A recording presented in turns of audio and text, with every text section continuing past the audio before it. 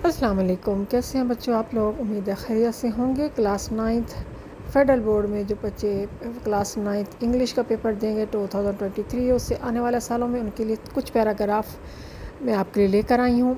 आप इनको गौर से देखिए। थोड़ी सी तस्वीर जो है ना वो आपको पिक्चर ब्लर नज़र आएगी, क्लियर इतनी नहीं है क्योंकि मुझे किसी ने सेंड किए तो मैंने सोचा आपके साथ शेयर करती चलूँ। तो आप इसको जो है ना वो पॉज करके और इसको ज़ूम कर लीजिएगा या फिर स्क्रीनशॉट लेके इसको ज़ूम करके देख लीजिएगा।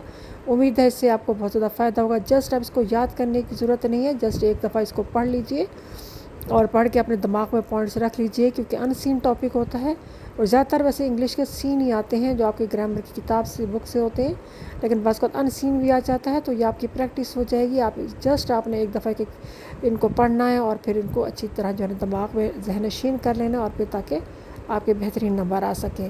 पूरी वीडियो गौर से देखिएगा। कच्चे खासे मैंने पैराग्राफ राइटिंग के जो है ना सैम्पल आपके लिए अपलोड कर दिए हैं। तो इंशाल्लाह ताला उम्मीद अल्लाह करे इन्हीं में से कोई आ जाए या फिर अनसीन भी आ जाए तो आपके पास इतने वोकैबुलरी वर्ड्स होंगे कि आप इसको लिखने के काबिल हो सकेंगे।